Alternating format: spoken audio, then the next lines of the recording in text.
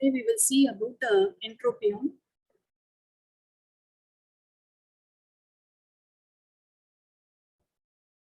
So last class we saw about the eyelid anatomy. Today we will see about entropion. So what is entropion? It is the inrolling or interning of the lid margin. Normal position of the sharp posterior. So last class we saw that there is a round anterior border and sharp posterior border. So this posterior border outward turning is called ectropion and inward turning is called entropion. So it is essential. Why it is essential? Because of it is essential for the integrity of the tear film and for maintenance of healthy ocular surface. As I already told, for ocular surface, tear film spreading over the cornea is important. And then it occurs because of disparity of the length and tone of anterior skin muscle layer and posterior tarsoconjunctival layer of the lid. What are the symptoms of entropion? It usually causes foreign body sensation or irritation, watering, lacrimation, redness, pain, photophobia. So why these symptoms are occurring are usually due to rubbing of the ocular surfaces by the misdirected eyelashes. So the eyelashes are misdirected, which will rub over the cornea and cause irritation. So what are all the etiological types of entropion? It is congenital entropion, acquired entropion, senile or involutional entropion, cicatricial entropion, spastic entropion, and mechanical entropion. Grading of the entropion is grade 1, which is only the posterior lid border is enrolled. Whereas in grade 2, it is interning up to the intermarginal strip. Whereas in grade 3, the whole lid margin, including the anterior rounded border, is turned in. What is congenital? So first type is congenital entropion. It is due to dysgenesis of the lower lid retractor. So lower lid is not retracted. It leads to entropion, that is inward turning. And then due to abnormal, second thing is due to abnormal development of tarsal plate. That is the tarsal plate is not proper. So you have to differentiate it from epiblepharon. Epiblepharon is due to anomalous fold of skin, which pushes the lashes upward into the eyeball. So it occurs congenitally, that is during the birth, there will be an extra fold of skin, which pushes the lashes inwards from outside. Coming to cicatricial entropion, it is due to, so entropion is inward turning, right?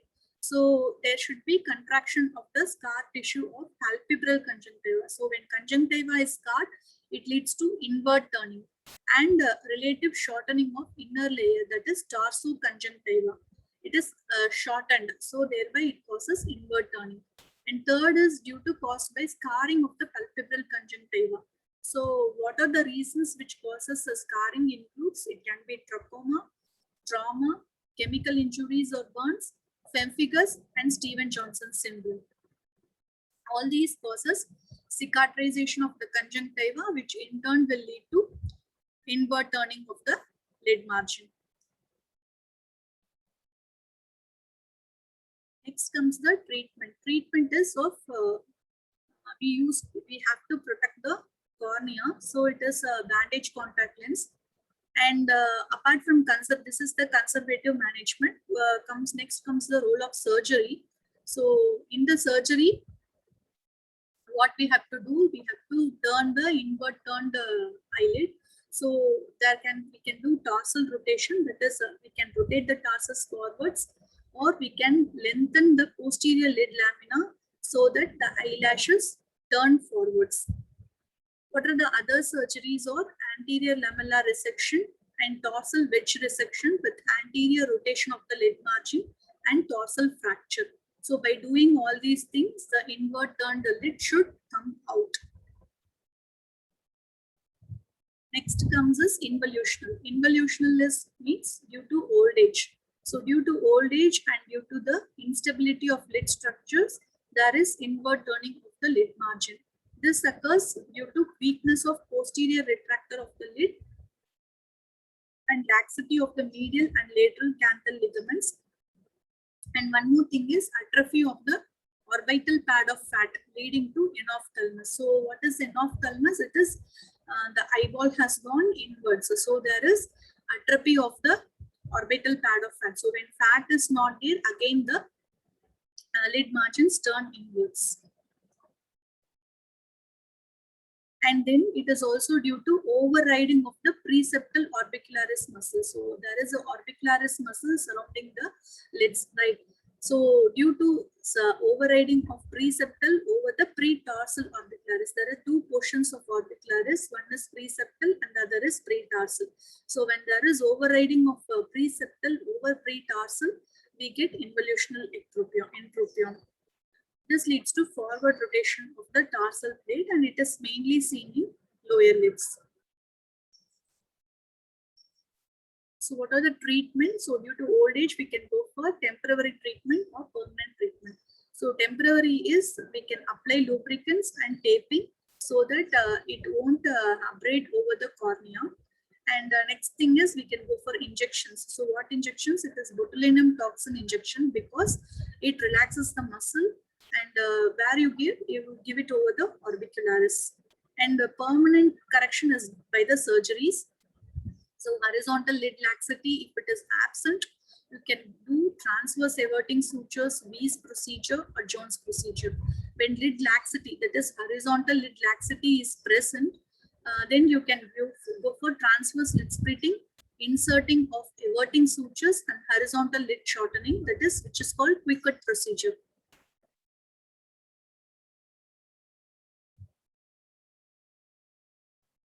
Next entity is spastic entropion. So what is spastic? Spastic is something which is causing spasms. The muscle which is surrounding the eye is the orbicularis, right? So when orbicularis spasm is there, it again goes for entropion.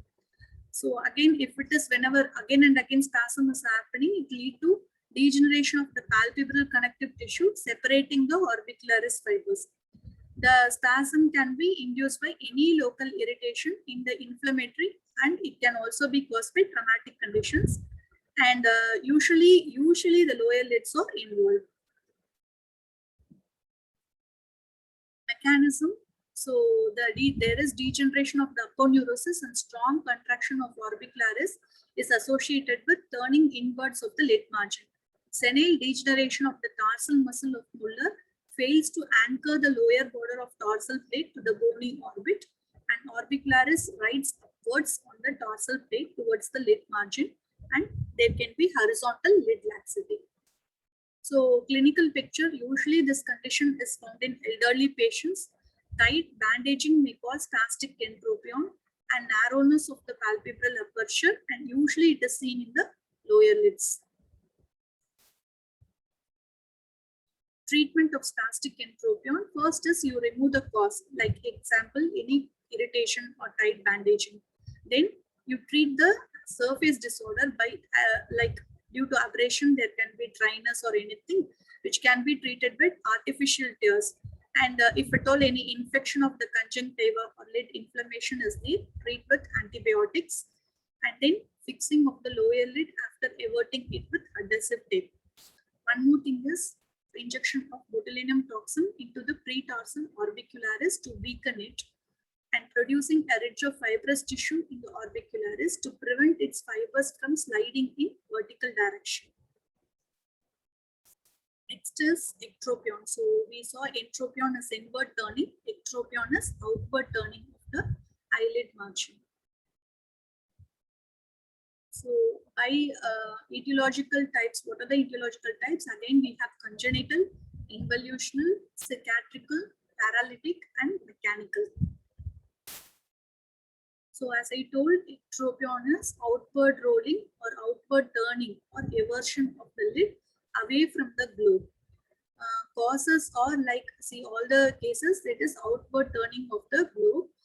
It can be age-related orbicularis muscle laxity, that is old age, due to old age.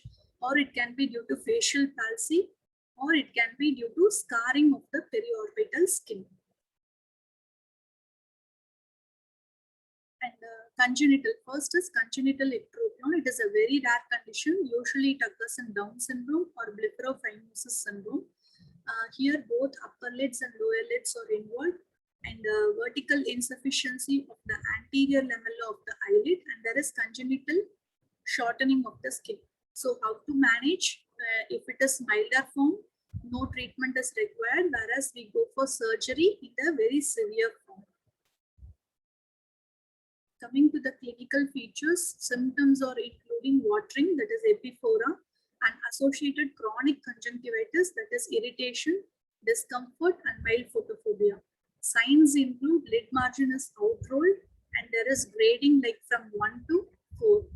Like 1 is only if punctum is involved, it is punctal eversion, and then lid margin eversion plus visible palpebral conjunctiva, and grade 3 is all with grade 2 plus visible formats. Signs of etiological conditions include skin SARS can be present, which is cicatricial, and seventh nerve palsy, which is paralytic. All these pictures show the ectropion, that is outward turning of the eyelid margin.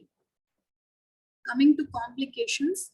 So what are all the complications? If it is long standing, you get dry, inflamed, thickened, and keratinized lower lid conjunctiva. And if it is constantly exposed, you get exposure keratitis, which will lead to corneal ulceration, and prolonged epiphora, that is watering, will cause eczema and dermatitis. Involutional ectropion, it is due to involutional, that is age related, and it is the most common type and affects the lower lid of the elderly patients. In pathogenesis, it is due to mainly horizontal lid laxity and failure to snap back after pulling the central part of the lid 8 millimeters or more from the globe. Next etiopathogenesis factor is medial and lateral canthal tendon laxity. So when the canthal tendons are lax, pulling the lower lid medially or laterally, the displacement of the canthal, usually it is less than 2 millimeter, whereas in ectropion it is more than 2 millimeter. Usually it is less than 2 millimeter. And there will be, you can also notice the displacement of the punctum. Usually the punctum is at the limbus, whereas now it can be stretched up to the pupil. And third can be disinsertion of the lower lid retractors, and occasionally it may be relevant. Involutional ectropion treatment is, if it is medial, we can do medial conjunctivoplasty or lazy T procedure for mild cases. What you do is actually you excise a portion of the tarso conjunctiva, like diamond shape, close to the inferior punctum, and with excision of a pentagon to full thickness lid lateral to the punctum, then you tighten it so that the laxities gets corrected. And for moderate cases, you go for horizontal lid shortening procedures. You can do with lateral canthal sling procedures. If it is generalized, we told like medial or central. So if it is generalized, that is full lid ectropion is there, or with severe degrees of ectropion, you go for Bryon-Smith's modified Kunz-Szymanowski procedure, which includes pentagon of full thickness lid is excised laterally with a triangular excision of the redundant. So along with the lid, you excise some amount of tissue also lateral to the lateral canthus, and you do lateral canthal sling. Okay, so that it will tighten the canthal tendon and will pull away the canthus. Coming to cicatricial. Cicatricial is always due to scar. So it can occur both in upper lid or lower lid, and it is due to skin scarring. And it can be, scarring can be due to any cause, like it can be thermal, or it can be chemical burns, or it can be anything like lacerating injuries or skin ulcers. So skin ulcers, after healing, they become scars and they pull the lids, okay, thereby causing ectropion. Coming, how to treat the cicatricial ectropion. So you can release and relaxation. So scar tissues are causing the pull, no? So you can release and relax the scar tissues if it is milder degree, whereas Anmo procedure is V incision and Y suture. And for moderate degrees, you can go for Z-plasty, which is lengthening of the anterior lamella by Z-plasty. It is also called as Elshnik operations. And if it is very severe, you can go for scar excision and full thickness skin grafting. Along with it, you do skin grafting also, so that the skin gets free of the scar tissue and that ectropion gets corrected. Next is paralytic. So paralytic is mostly due to seventh nerve facial palsy, and the lower lids are most commonly affected. It is otherwise called Bell's palsy. Usually it can occur after head injury or middle ear infections. So what are the complications? The lid is not closing properly, so it can lead to exposure keratopathy and epiphora. And it usually resolves in 6 months, and it is called Bell's palsy.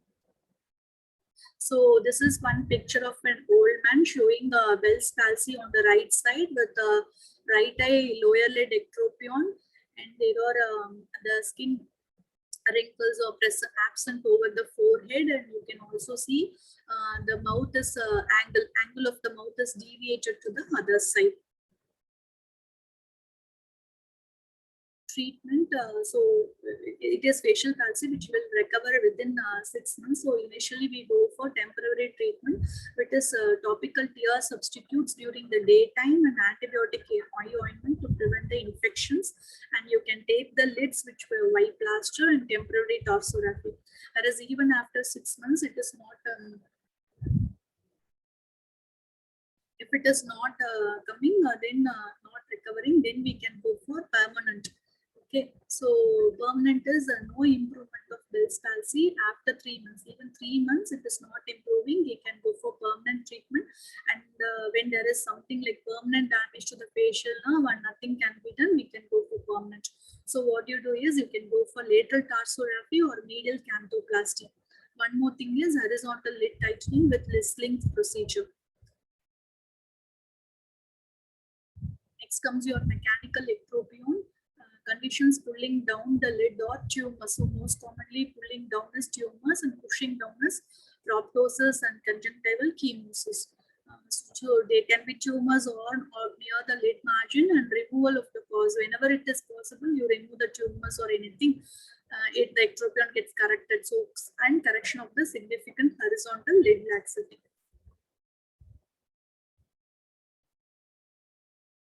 Next, coming to doses. So abnormally lower lid position, grouping of the upper lid is called ptosis. Normally upper lid covers 1/6 of the cornea up to 2 millimeters. So in ptosis, more than 2 millimeters is covered. It can be due to paralysis of the LPS and defective development of the LPS. Now, coming to the types of ptosis, it can be congenital, it can be simple congenital or congenital ptosis with superior rectus weakness, blepharophimosis associated syndromes, congenital synkinetic ptosis, which we call it as Marcus-Gunn-Jowinking phenomenon, and acquired ptosis can be neurogenic, myogenic, aponeurotical, or mechanical. So this picture, the boy is having congenital ptosis. These are the pictures of other children having congenital ptosis. Pathogenesis is mechanical ptosis. Mechanical factors, you have any lid, large lid lesions pulling down the lid, or you can have lid edema or tethering of the lid by conjunctival scarring, and structural abnormalities including a disinsertion of aponeurosis of the levator muscle, usually in the elderly patients. So this is something neurofibromatosis, which causes a pressure effect and causes the ptosis of upper lid, which is mechanical. Neurological ptosis, there can be neurological reasons like it can be third nerve palsy or Horner syndrome due to sympathetic nerve lesion, and it will be associated with Marcus-Gunn-Jowinking phenomenon. Myogenic is anything related to muscle, right? It can be due to myasthenia gravis or some forms of muscular dystrophy and chronic external ophthalmoplegia. So what is Marcus-Gunn-Jowinking syndrome? It is also called trigemino-oculomotor synkinesis. It is autosomal dominant, and 5% cases are associated with congenital ptosis. Congenital ptosis, you have miswiring of the nerve supply to pterygoid muscle of the jaw and LPS.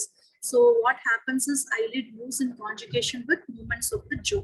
Treatment is usually unnecessary. Only for severe cases, we go for bilateral levator excision and frontalis brow suspension.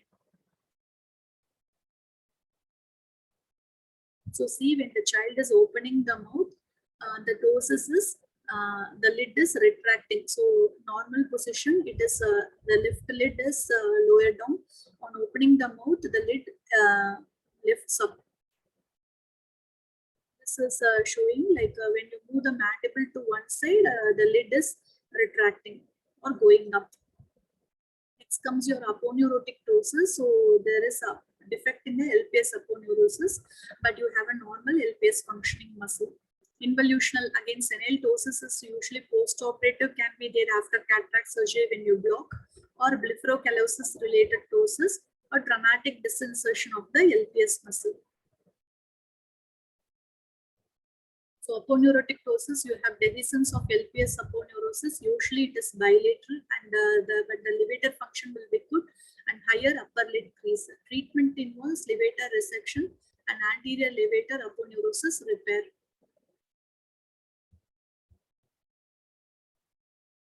Clinical evaluation, coming to the history, we have to know about the age of onset, family history, trauma, eye surgery, and variability of degree. Examination, you exclude the pseudoptosis of other eye. What is pseudoptosis? It is an apparent drooping of the upper lid. It can be ipsilateral causes like artificial eye, microphthalmos, xenophthalmos, all those things, or contralateral causes like lid retraction, eye myopia, and proptosis. Bilateral, you can have brotosis or dermatocallosis. Observe whether it is unilateral or bilateral. Check for the orbicularis muscle function, eyelid crease, jaw winking phenomenon, associated extraocular movement weakness, and Bell's phenomenon. So symptoms: patient present with cosmetic disfigurement, vision can be impaired, and associated symptoms like diplopia or reduced eye movements in a third nerve palsy. Coming to the signs, you have to measure the palpebral fissure height, upper lid margin, and eyelid may be partially covered by the pupil. Then mild ptosis is 2 mm, moderate is 3, and severe is 4 mm. You assess the function, LPS function, by Berg's method. The function can be tested by measuring maximum travel of the upper lid from down gaze to up gaze. Pressure on the brow during this test will prevent its contribution to lid elevation.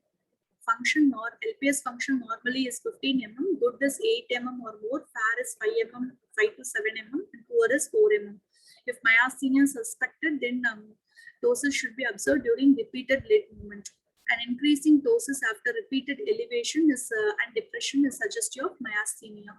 Again, you go for margin reflex distance. A normal MRD is 4 to 5 mm. And special investigations include tensilon test, phenylephrine test, and neurological investigations. And you keep a photographic record in the primary, upward, and down gaze. Management is exclude an underlying cause like myasthenia gravis and treat it as necessary. Otherwise, you can go for surgical correction. In very young children, you defer the surgery for delay the surgery for up to a certain age.